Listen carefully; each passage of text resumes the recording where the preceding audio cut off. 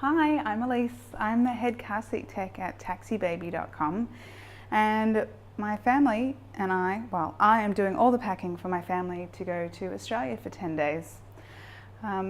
So we've got almost 4-year-old Pete, 1.5-year-old Jack, my husband Al, and one on the way. And normally we try to just take carry-on luggage, but Deb has challenged me to just take one check-in luggage suitcase instead and not take carry-on stuff at all. So I'll let you know whether I think that's easier or harder than the normal way that we pack and travel. This version of the video goes through in detail why I've chosen to pack what we have packed. If you would like a briefer version that just says what goes into the suitcase instead, you can follow the link below to see the shorter version. So let's get started. So I have packed each family member a packing pal, which is a plain pal product, and we really like these. It's a packing cube, except there's the big one for Mum, and you can see that it zips on both sides, which makes packing for multiple people in one suitcase really, really easy. So in here I've got my clothes, I've got some sunglasses, I've got hats, I've got a couple of nappies, not too many nappies. We have ordered Woolworths online groceries to be delivered just after we arrive at the holiday house. And we've ordered some nappies and wet wipes and stuff in there along with food. I have got some electronics, so some chargers, actually mostly just chargers. And I have also got a really long audio cable. And the reason that we want to use the really long audio cable is the boys sleep much better. They sleep in the same room, but the boys sleep much better when they have sleep sounds, and we play that usually off an old iPad. We're not going to bring the iPad with us. We have got a travel speaker. I really like this Sony travel speaker because it can play without being charged for 16 hours, and it can play while it's being charged. It works on Bluetooth, which is what we used on our last holiday. But what we found was if we had the speaker in one room, then we couldn't use the phone that was playing to that speaker from another room because the signal wouldn't go through the walls all that well. So I have a really long audio cable, and this is not super common, but it's one of the only Bluetooth speakers that I could find that also has a regular audio jack. And we've tried it out at home and it works really well. If you want to check out some of our other travel packing videos, we went to Vietnam with 2 kids, 8 days, carry-on luggage only. And we went to Sipadan in Malaysia for a scuba diving holiday, 1 kid, scuba diving gear, carry-on only. So you can check those out. So I'm going to pack all the chargers and electronics back.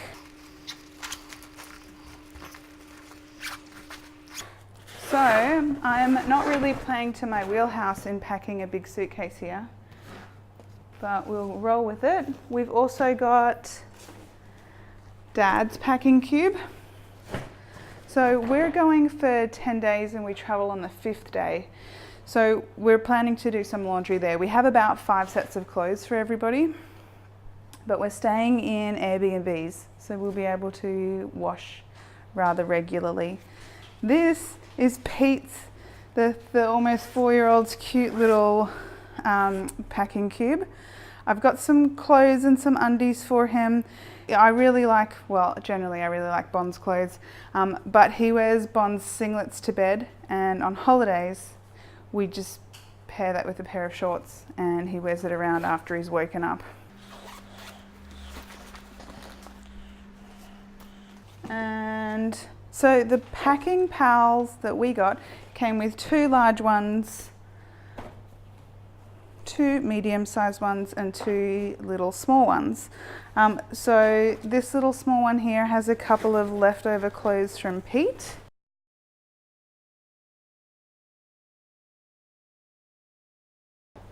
All right, and then this is Jackie's packing pal. Again, he's got a bundle of singlets that he wears to bed just with a nappy.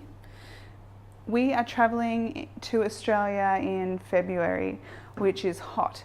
The weather report is also supposed to be quite rainy because there's a cyclone off the coast, so we don't need to take any warm weather gear.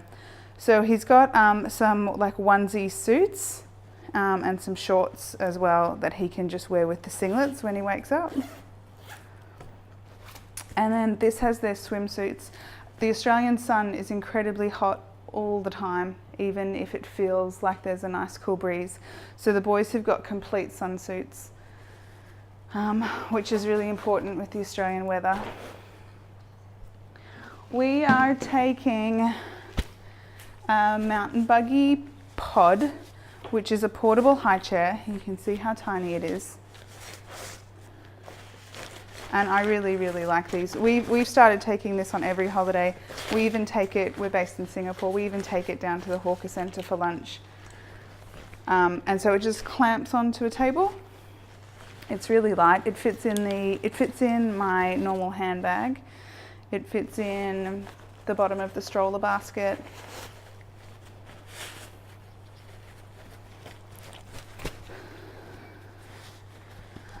So we'll bring that guy along. We've got our toiletries. I've got some food and food-like stuff in here. So we'll see what we've got. Jack is on frozen breast milk and he eats solids, but he's teething and he's got a cold at the moment, so he eats solids a lot worse than he normally would. So his favourite food in the whole wide world is awful. It is flounder rice porridge with mushrooms. So I stocked up on that because I knew that he would at least eat something. We will declare these when we go through Australian customs. Australia has incredibly strict biosecurity laws. I'm also taking some metal cups. The last time that we went on holiday, they didn't have any plastic cups at the Airbnb. It was really difficult for us to handle the boys wanting to drink out of cups and whatnot. I'm also bringing along one of these silicone lids. This brand, I think this one's Happy Spouts, but there are lots of makers of it. They're spill-proof little silicone lid. They go on almost any cup. I really like it with these clean canteen cups. They're incredibly easy to clean, which is important when you're on holidays. And it means that we can just take one or two and not have to take lots of stuff. I'm taking a little bit of xylitol and a little bit of pink salt. That's what we use for sugar and salt. It just makes a really big difference with the boys, so I'm going to take some along with me. I've also got some metal straws and a little cleaner, a little pipe cleaner for the metal straws. So this guy here can actually go through the silicone lid, and Jack likes to drink with a straw sometimes. And this big one works really well with water bottles, and Pete loves drinking from a straw, so we can usually get him to drink a bit more if it's through a straw.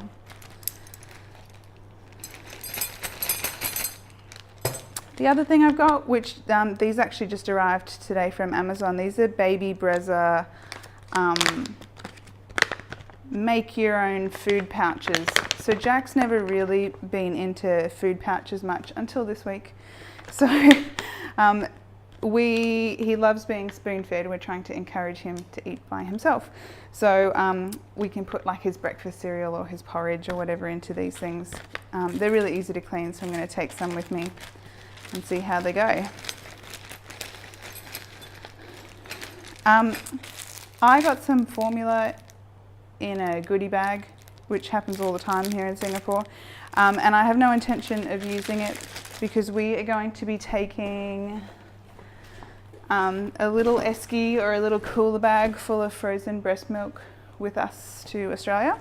It's going to pack quite nicely just here. I have the luggage space, and just as a backup, I'll take some with me.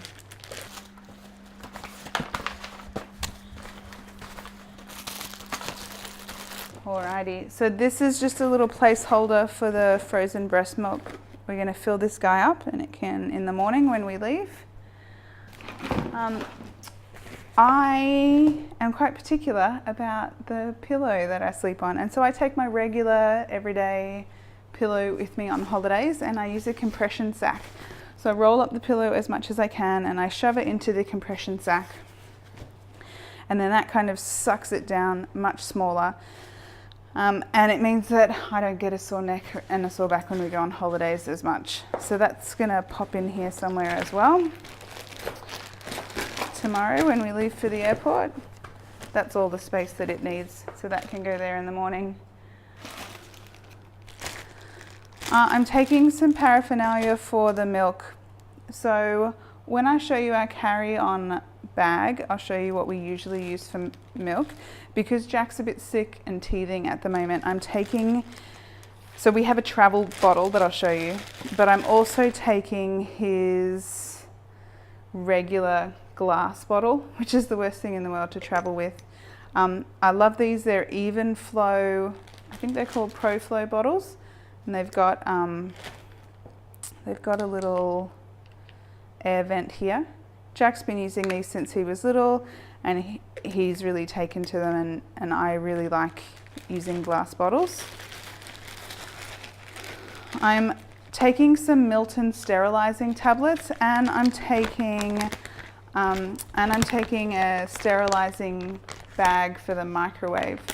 The brand for this one is Munchkin. I've also seen Medela, and there's also another brand that used to be really prevalent that I used to get with Pete. So I'm just taking some options for us to sterilize the teat. And these are drop-ins, Playtex drop-in liners, which will make more sense when I show you what's in my carry-on luggage. But we're using a Playtex drop-in bottle, an old-fashioned one, not the current modern ones. And most of the breast milk that we're bringing is already packed into and frozen into 150 ml packets. But because Jack's been a bit funny, he might not drink the whole thing. So if he gets into a habit of not drinking all of the breast milk, it breaks my heart to waste it. Instead of giving him a whole bottle, we would decant some of it into one of those liners instead.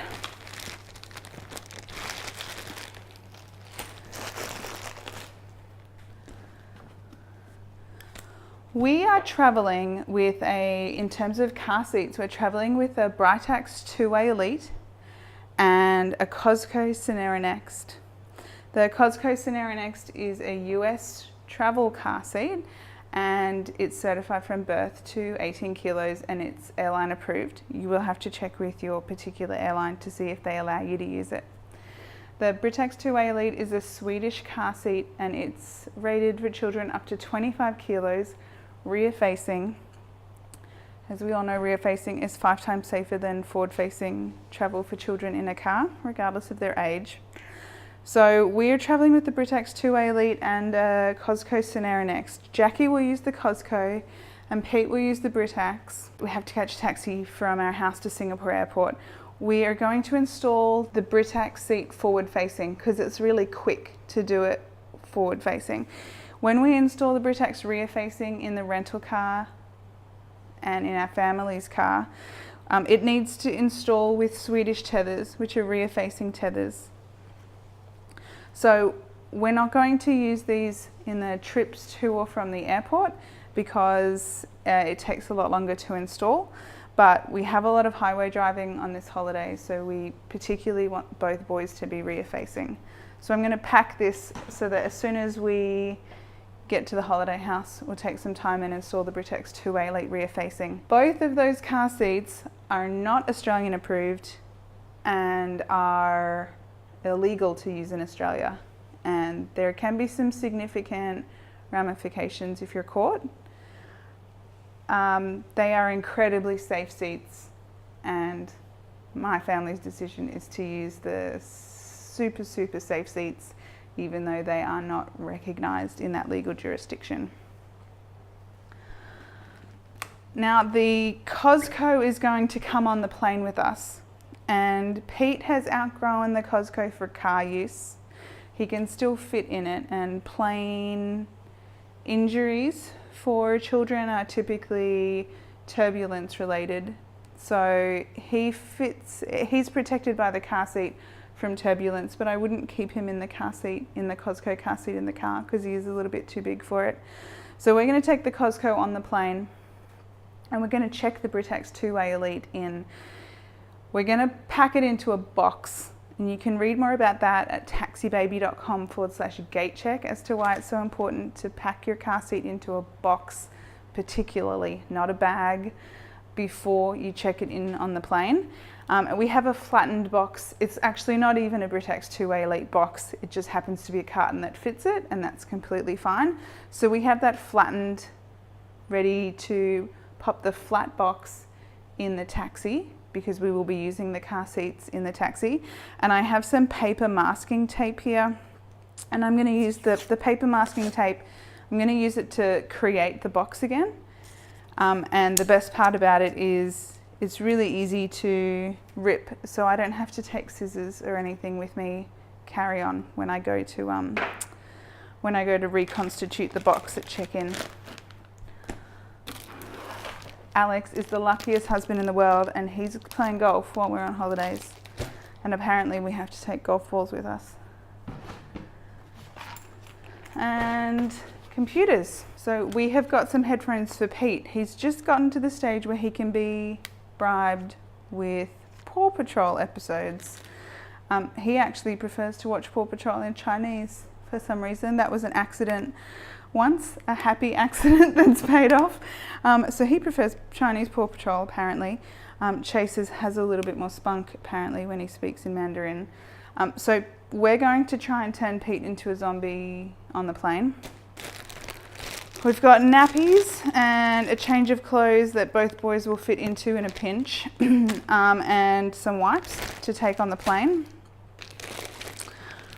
We've got popcorn, which we've popped ourselves, and it's an excellent bribing tool, especially on the plane.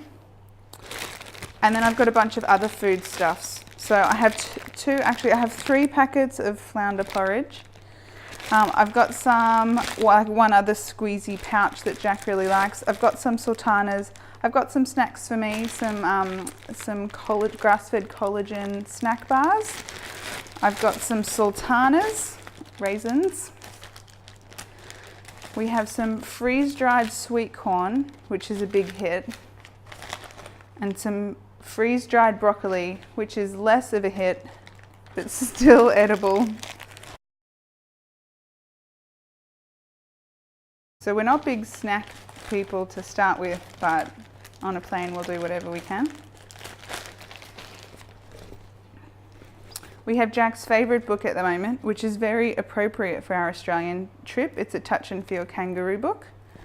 So he's just a bit obsessed with that at the moment, so hopefully that keeps him entertained. I really like these, and I wish that Pete liked them more. He's not thoroughly entertained by fine motor skills. This is a product called Drawn By, and a lady called Jessica in Singapore has these made, and she does all the drawings herself. And it's a bunch of marker pens and a silicone mat, kind of like a baking mat. Anyway, you get the idea.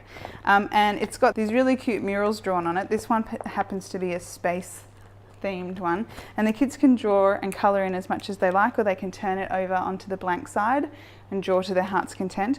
And then a wet wipe is going to completely clean it, and they can start again.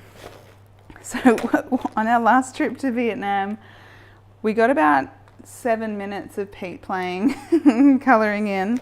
But then my husband Alex spent the next 45 minutes colouring in the mat, so at least it entertained somebody on the flight. I'm taking a little water bottle just to fill up. We're flying with Emirates. I'm bringing a water bottle for Jack. This is the only conventional water bottle that I'm bringing for him. We don't plan to use it in the house all that much, but mostly on the plane, just because it's so much easier. And he really likes it, so it's going to encourage him to drink.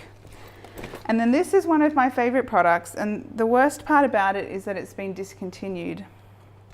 So I tend to try and find these on secondhand websites. In Singapore, Carousel's not too bad. This is a Playtex drop-in nurser bottle. And the things that you will notice that make it different from a normal milk bottle, I have actually stuffed some spare teats in here. That's why it looks all full. Is it's hollow, so through and through. So the way this guy works is you can get a milk bag. It has to be one of those soft ones. I like the Lansino brand. Boots works as well. You know, the soft plastic ones that lay flat really easily. The triangular ones that are typically a harder plastic, like Medela or Autumn's, they don't work in this manner. So let's say this was full of milk. You would pop it up the bottom. You very carefully open the milk bag and you spread the milk bag over the mouth of the nurser bottle. And then I try and tidy it up a little bit just to make sure that there aren't too many folds so we don't get leaks. And then, no joke,